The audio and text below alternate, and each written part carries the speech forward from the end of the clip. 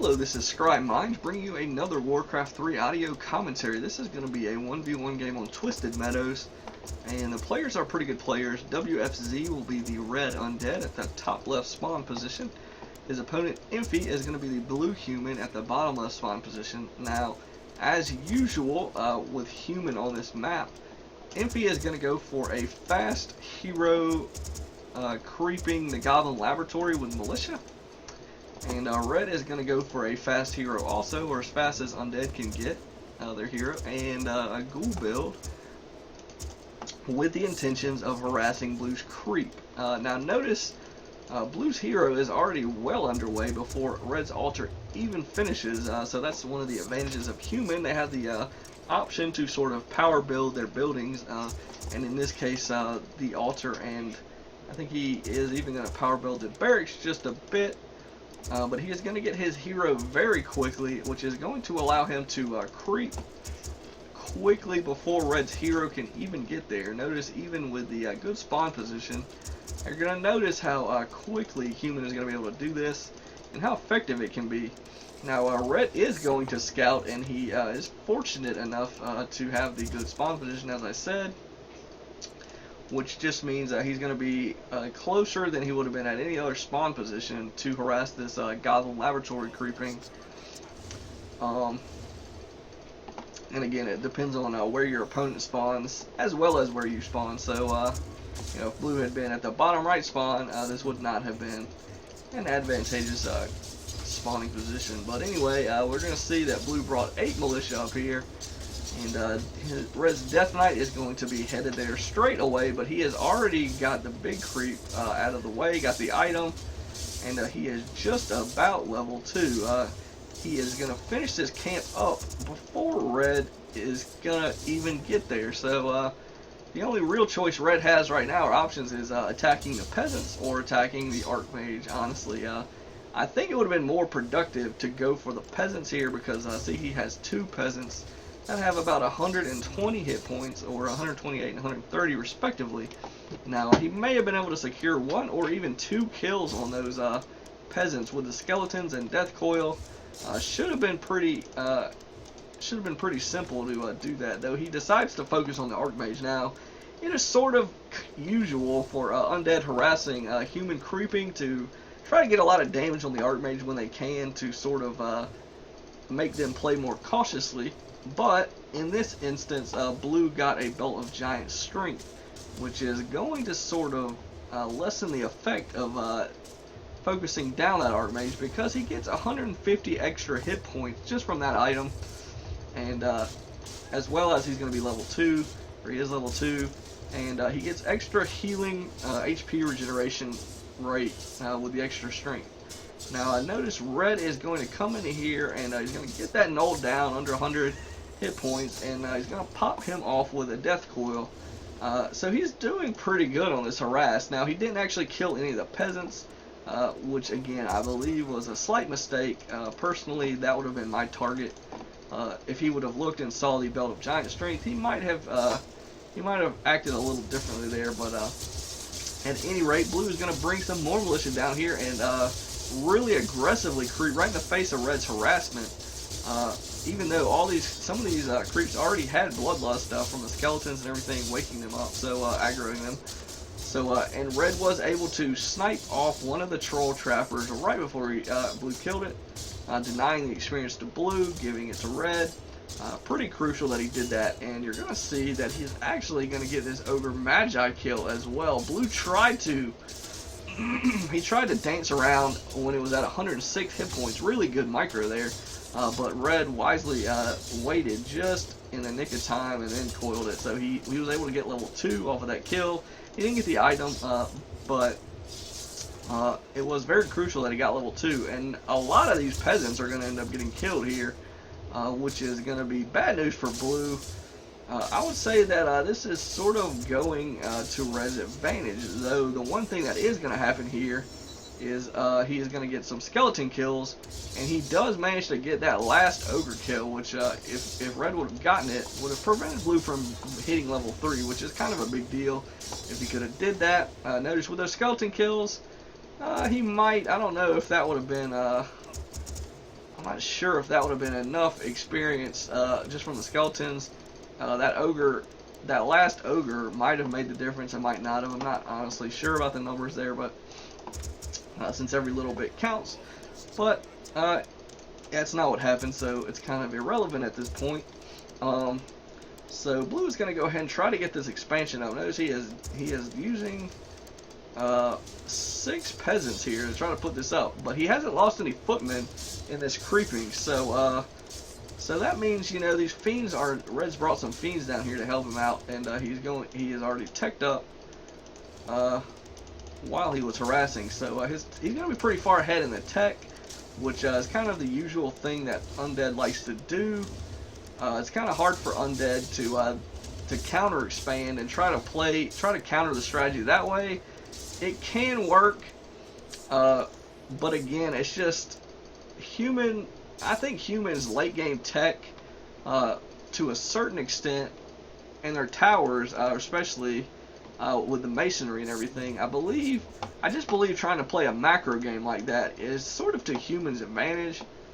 And one of the main reasons for that is how strong siege engines actually are as a siege unit, especially against sort of the main undead unit being fiends a lot of times, or even ghouls. You know, fortified armor is gonna reduce. It's not gonna take too much damage from ghouls and fiends, and so. The siege engines are going to be largely pretty strong as far as pressuring the opponents. Now, we're going to see that Red decided to send his Lich right past Blue's army, actually, and I think I would have sent my Lich back, maybe. It might have been my choice to try to help defend, though he does make Blue TP anyway, so probably not that big of a deal. He did take some shots from the Arcane Tower on the Lich, it looked like. And so right now, Red is he's not in that bad of a position. Blue has just started his tech. He had to spend a lot on towers, expanding, rebuilding his peasants that he lost from the creeping, and from all the militia creeping. It really slowed up his wood income, and he's going to have to get a shredder here. He actually has gotten one and has that going, so that's sort of the general thing that a human does on this map.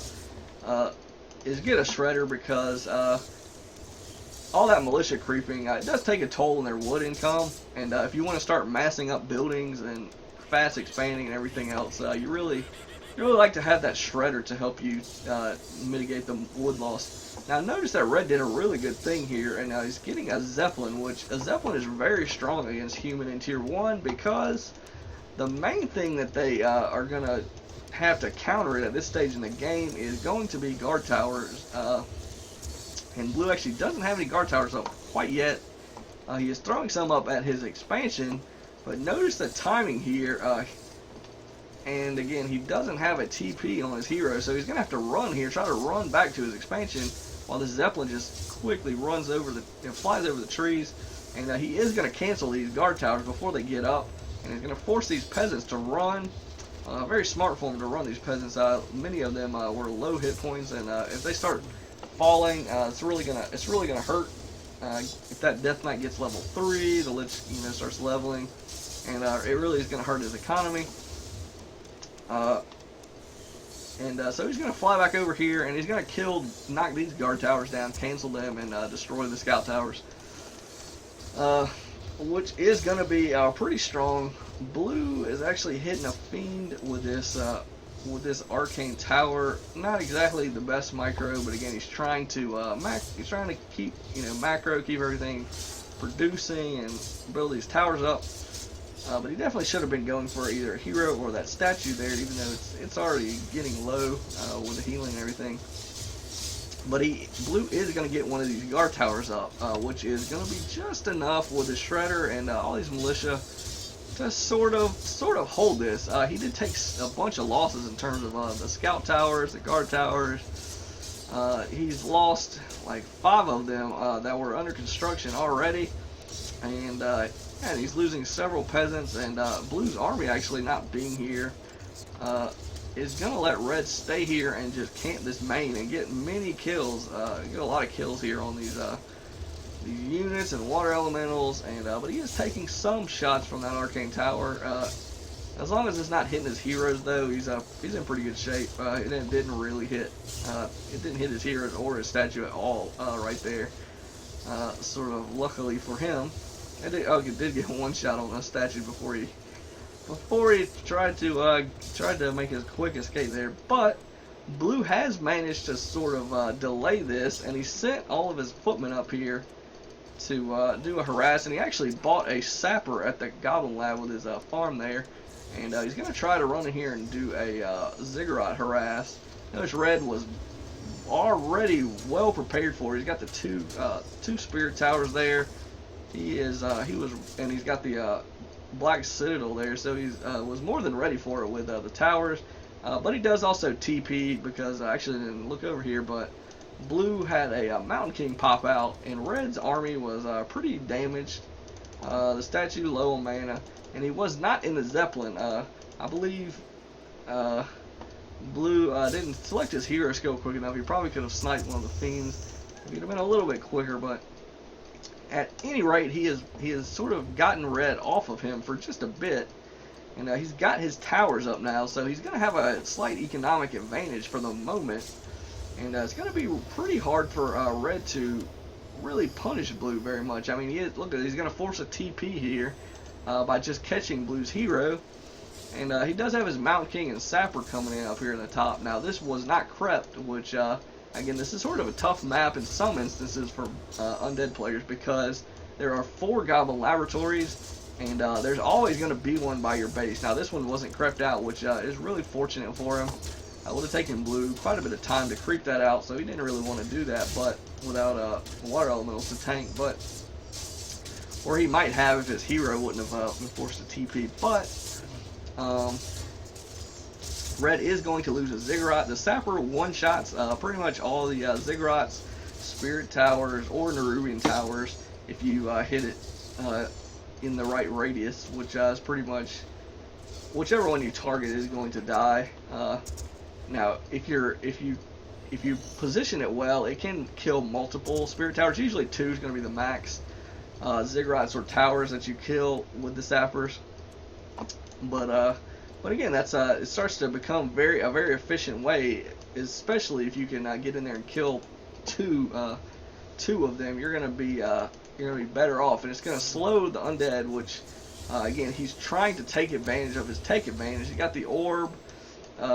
He's gonna get a destroyer here in a bit. He already got one actually, so he's gonna have that one destroyer, but you can't push this many towers with just one destroyer, and they're pretty well positioned. They're not exactly that great position to stop this meat wagon push, but again, with all the masonry upgrades, one meat wagon really is not going to be enough to overcome all this income. Meanwhile, if you take a look over here, Blue is able to creep this with just 2 heroes essentially, and he had some ivory towers, so he is going to be looking to throw up another expansion, which is kind of the problem here. As you can see with all these masonry upgrades, once the human gets towers up, it is very difficult for even with CGs. Notice Red has 2 meat wagons here. That's 8 food of his army. I think it's about 460 or so gold spent on meat wagons and 8 food, so and a lot of wood actually also. So again, that's going to be a substantial investment. And notice that Blue is still able to keep this castle alive with all the armor and the masonry upgrades. And again, a lot of repair, of course, but as long as that thing's up, and here comes a 3rd meat wagon. So this would look like Red is, and if we look at Blue's his resources here, he's actually just run out of wood. No, he's gonna have to get the shredder here for 180. So once the shredder is gonna keep him out of wood trouble. But gold is a little bit of a different story here. He is at 100 gold. He's got enough gold to keep this repair going pretty much indefinitely, but it is really hurting him right now. The problem, though, is that one of the reasons Blue's resources are down so low is he's throwing up a 2nd expansion. And again, he's not actually fast building until just now, since he was sort of low on gold and lumber. He wanted to make sure he had enough to repair. But again, his bases are fairly, at least the main and the expansion, are fairly secure, even though Red has 3 meat wagons just firing away on these bases. Now it is costing him a lot to repair, but notice that Blue has hit tier 3 now for castles. So now one of the main threats when human gets tier 3, especially if you see workshops, is going to be the siege engine. It is a very very cost-effective unit in terms of pushing bases. So it's actually a little bit cheaper than the meat wagons are in terms of food and gold cost. And I'm not sure about wood cost. Might be a little more wood for the siege engine. I can't remember, but in terms of food, it's only 3 food as compared to 4 food for the meat wagons, and it is much more robust in terms of taking damage. Now, if you see, if a human has just hit tier 3 and you see workshops, definitely going to behoove you, especially if they're far out like this, out away from the towers. It's definitely going to be your best interest to try to focus those down ASAP, because even if 1 or 2 siege engines slip through, notice one of them did get through. Red is going to manage to get a surround on this one, so that was a good move. And he did kill one of the workshops, so he's kind of cut Blue's production a little bit. But notice this one did sneak through, and it's only got 1 attack upgrade, which you don't really want to be investing in too many upgrades if you're only going to have like a few of these units. Now that's sort of a function of Red pushing when he did. He had a really good timing push. But he did manage to get that 1 siege engine out of there, and it is going to do some substantial damage here. Now, Blue's heroes and this 1 tank, they can't really push. They're going to do a little bit of damage, but Red doesn't really have to fear losing his base quite yet just to this. But he is going to take a lot of damage on these ghouls, and he's probably going to take a lot of damage on this crypt, or whatever he focuses with the siege engine. Now notice even the destroyer is barely doing anything to it. The best source of damage, again, are going to be meat wagons against these, since they do siege damage. And definitely going to help if you have an Orb of Corruption. Notice Red went ahead and destroyed, he destroyed the workshops here. And he also destroyed a blacksmith and the expansion, so he thought he was doing well to TP there. And he also had scouted with the shade here, and saw that there was an expansion here. He also, I believe, scouted the other gold mine over here where Blue expanded with a Zeppelin. So he knows that Blue is working off of other expansions. So TPing, he figured, okay, I can get him out of my main, and then I can just walk over, and it'll be closer to this this expansion. So this was, it was a pretty good move to do that. The alternative would have been just sort of ignoring the attack and trying to come down and hit this castle. Not sure if that would have worked out any better or not. Though, if possible, you definitely do want to try to kill the castle, especially if you can kill their tech production buildings like the workshops and the blacksmith. But the problem is the castle with level 3 masonry and imbued masonry, it has 3,250 hit points and 8 armor, which is going to be 32% damage reduction. And pretty much you can ignore the fiend damage on the castle. The only thing really making you do the repairs is going to be the meat wagons. And so notice Red has 4 meat wagons. Now normally you would think, okay, he's got 4 meat wagons pretty much untouched out here, just waylaying on this castle. This should be, great position for Red. Now, Blue is going to TP. He doesn't have very many combat units. He really, unless you count the militia and shredder, he really only has his heroes. Now, he does have a ton of militia. Now, militia are very efficient combat units to some degree in terms of damage dealing. They're going to die very quickly to a level 2 Nova, all these fiends and Death Coil and everything. But again, in terms of damage output, damage per second, compared to their food count, I think they do about 10 damage a second, and they're only a 1 food unit. And again, you usually don't build them as really with combat in mind. Though in terms of a good base defense unit, as long as they're not getting focused immediately, they can really put out a good bit of damage. Now, they didn't actually get too many kills there because Red had a pretty big army. His heroes are level. These statues are going to sort of keep the fiends up. But the real threats, and the only thing Blue really needs to worry about killing at this moment, is these meat wagons. And notice he is actually doing a lot of damage on them. They're pretty fragile.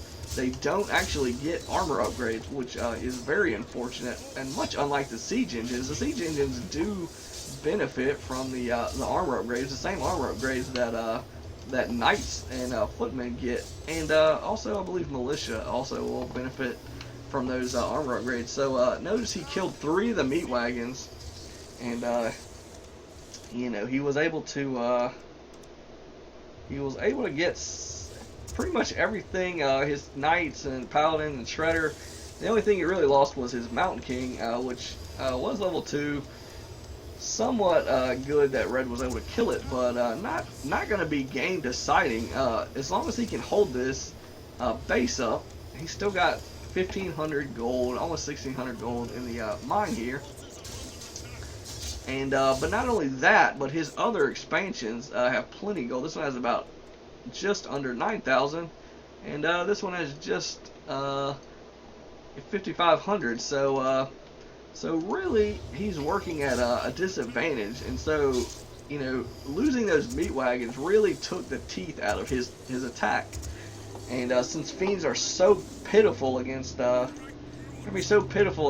pushing towers and a castle, that you really just can't do it. I mean, it's just gonna be while all the time you're focusing down those towers or whatever with fiends, the human is going to be doing whatever. He's going to be creeping another expansion. He's going to be getting a tier 3 army, and you're just going to end up losing that kind of a game unless you can. The other alternative that undeads like to do against human a lot of times, especially in this sort of game sort of strategy that Blue's using with the mass expanding, which again is one of the common things that humans do, is the undead player can try to be really aggressive early on, and Red was somewhat aggressive, but he was mainly teching. He wasn't trying to really do an all-in tier 2 push. He went tier 3 before he really got the push going, but which might have been one part of his mistake.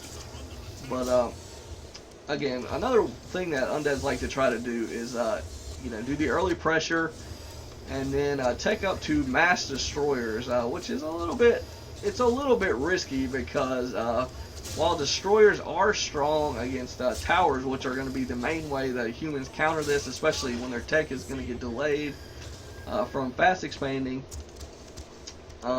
if they get enough towers, the destroyers really aren't going to do it. And really, the destroyer push is sort of a one-trick pony, because if you have mass destroyers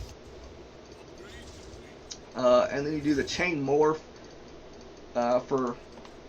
for your push on the towers, that's usually all in. If you don't take out all the towers, or you lose that battle, and you don't really maybe you get kills on all the humans' heroes or something like that to really give you sort of map control before they start sprawling all over the map with all these expansions, then you're sort of stuck, because destroyers, while really powerful, human does have a pretty strong counter to destroyers. They can either go for mass gyros, flying machines there, and they just outmass you because they're fairly cheap and one food. They move quickly. They have a fast move speed, and they get the flak upgrade and do sort of hit multiple targets. And again, siege engines actually have an upgrade where they can hit multiple air targets, and they're going to be pretty. Now, they're not going to be able to chase the destroyers down, but again, if you're pushing with mass tanks on their base, they're really not going to have much of a choice to try to base race you with destroyers. So, Undead really gets into some tough situations. Now, notice Red is going to try he's doing a great job scouting. He knows these towers are going up. He had a shade, I believe, over here earlier. But blue is just going to be able to staff one hero, and the meat wagons, you know, Undead really can't split off like human can send off 2 siege engines and you know, just fire and forget. You know, yeah, it does help them to micro the siege engines a bit in certain situations, but you know, generally if they get in range to hit buildings, that's really all you need. All the micro you really need, and they're sort of disposable. Whereas the undead siege units are not really as disposable. I noticed he lost a few of the meat wagons earlier. He lost another one just now to the Archmage staffing over there. And meanwhile, these siege engines are going to run through Nerubian Tower. He could actually be splitting the Nerubian Tower's attack to both. I think the slow effect is going to last long enough to where he can slow both of them. But he did have these 2 meat wagons, which are the best counter, the supposed counter to this strategy.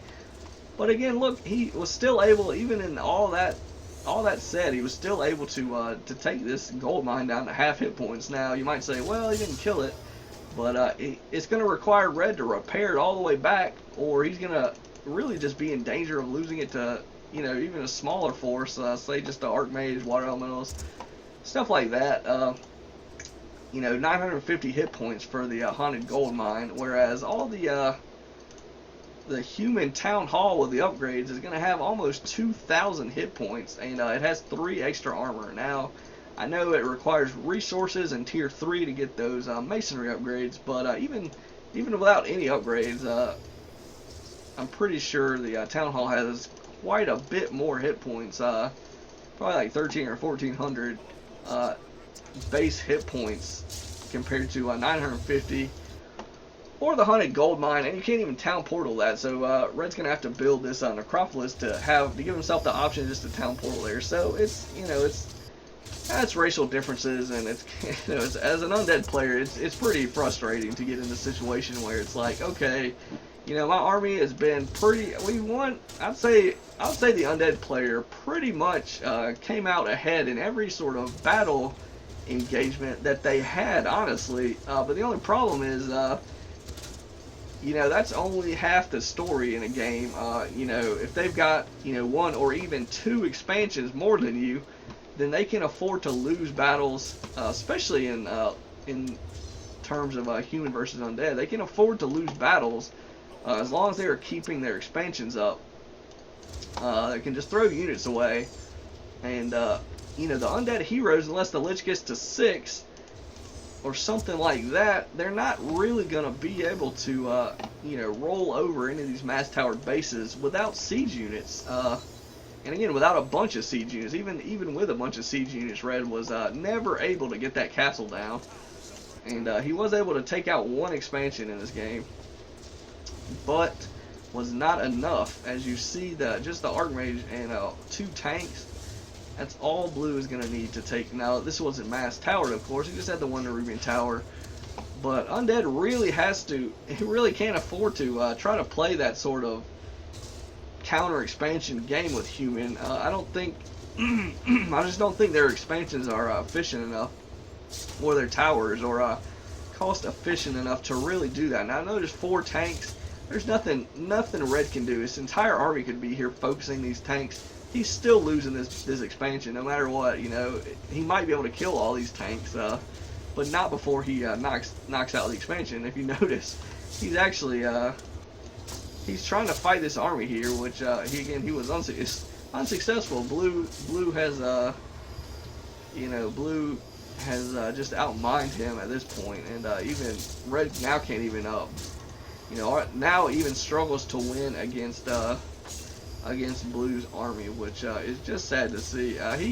He has a lot of resources. He could have probably popped these into destroyers if he wanted to, and you know, he probably could have won this battle a little bit more than he did. But again, without the expansion, it doesn't really matter what happened in that battle. You know, he could have wiped Blue's entire army, but just the presence of those 4 siege engines and him losing his expansion, while Blue just mined happily away from several other bases, there was nothing Red could do. Red couldn't spread his, he didn't have the force to spread uh, spread his army out and really deal with any of those expansions. Honestly, he could have all in killed one of them, and he would have just lost everything at his main and his expansion probably. So it's really frustrating as Undead. Again, you can't really argue that Red should have won this game. You can't really argue that because Blue did outmine him by about over 7,000 gold. Now he did he did suffer another 300 or so gold lost to upkeep, more than Red did, but 300 compared to 7,000 is clearly negligible. Still 6,700 extra gold is a huge difference, and you notice that Blue did produce about 65 more units. Now a lot of that was peasants, so it's not like he had it's not like he had 100 food versus 50 food at any point in this game, honestly. But in terms of army, but as you see, the largest army, if you look over here, Blue's largest army was only 8 food more than Red's largest army. So that's pretty much what I expected for the majority of the game. Red, I would say Red was winning the battles. He just wasn't winning them decisively enough, with his unit choice to overcome that huge resource disadvantage that ended up coming. And that's sort of, I feel like that's, I would like to argue that that's more a function of the matchup a little bit than Red's his execution. Now his decision to go for meat wagons is kind of questionable. He maybe should have tried to get frost worms and a couple of frost worms, or do the mass destroyer strategy, because simply for what happened in this game, meat wagons are able to, he was able to knock one expansion out and do a lot of damage with those meat wagons, but later on, those meat wagons were more of a liability. They cost so much, and they're so fragile. Blue was, once Blue takes those meat wagons out of the equation, even leaving 1 or 2 meat wagons, it really nullifies the threat of Red actually knocking a expansion down, which then it comes down to heroes and unit choice, and while Red, a lot of points in this game, Red could have won a standing battle. Blue wasn't gonna totally commit to a battle. When he needed to fight, he did, and he realized that all he needed to do was kill the meat wagons, and then he could just bolt out of there. TP away and let his economic advantage just continue to snowball, and play sort of the macro hit and run on bases, and just out macro him and out creep him, and just win that way. And I've won a lot of games that way, not just with human. You can do it with any race, honestly, as long as you can. Sometimes it requires you to be sort of sneaky with your expansions. Good scouting can go a long way to making it hard to play that way, especially with certain races. Human fast build expansions can go up really quickly, especially at like 5 or 6 peasants building it. I think it can go up in like 30 to 40 seconds, and then it's like, clearly sometimes you slack off, or you're not going to be scouting every expansion all the time. Often, sometimes it's hard to do that without like shades or Century Wars or something like that. But in Twisted Meadows, there are gonna be 6 mainland expansions, not to mention the 4 island expansions that are always sort of out there to be sort of crept. A little bit harder to creep those, but again, scouting all those at all times is pretty difficult. So there could be a couple of minutes, or even just a minute window where you're not scouting, and then boom, the human has, he's got towers and expansion up, and it's like, well, that's great, since it's so hard for Undead to pressure expansions. It can be very annoying. So hopefully you you sort of learned something from this replay. Hopefully it was informative and entertaining. That was a pretty good play from both sides, even though Red lost the game. I'd say he played pretty well. His harass was pretty spot on. Aside from a few things I would have tried to do differently in terms of targeting peasants instead of the Archmage, and maybe trying to kill the workshops before trying to knock that expansion out. But I don't really know if that was game deciding or not. I think it would have been slightly more productive. And yeah, you know, it's hard to win with the meat wagons. If you're gonna do that, it might be advisable, instead of going for tier 3, just to go for tier 2 and try to win it that way, because that's really that push succeeding before the human can start doing that tank shenanigans with the siege engines and you know, griffins and everything. Start to get you know, maybe 2 expansions and all that craziness. It can be very hard. And again, castle, as you saw, the castle with all those masonry upgrades just gets, I mean, it's just like banging your head against a brick wall trying to kill that, you know, 3,200 hit point thing with 8 armor. It's just crazy. So, you know, it can be probably a better idea, if you're going to go for meat wagons, maybe to try to do an all-in tier 2 push, because at tier 3 the human has a lot of options, and they're probably going to have a lot of possibility to get a second expansion, which is really going to lessen the effect of your push, you know, doing anything. I mean, you could, you know, if they've got 3 bases going, 3 gold income sources, then stopping one of them is only, you know, 1/3 as opposed to, you know, half if they've only got 1 expansion. So, and again, the tech, you know, it's really going to be best if you can hurt their tech to prevent them from getting, you know, the siege engines, which are sort of one of the stronger units. And again, knights and griffins, you know, all 3 of those are going to rely on a blacksmith. You know, you need the blacksmith to build workshops, and you need the blacksmith for, it's a prerequisite for griffins and knights. So again, if you can kill the blacksmith at any point before they start getting you know, all their workshops, or, you know, griffins or knights, that's going to be good, and it's easier to push down you know, a great hall as opposed to a castle, or, you know, a castle without 3 masonry upgrades, and then a castle with 2, etc. And also the same goes with the towers and all the other buildings. So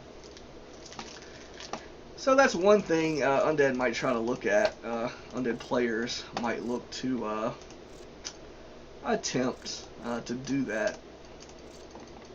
So, as the unit kills and everything are, you know, pretty close actually. Blue killed 2 more units, and Red got 1 hero kill.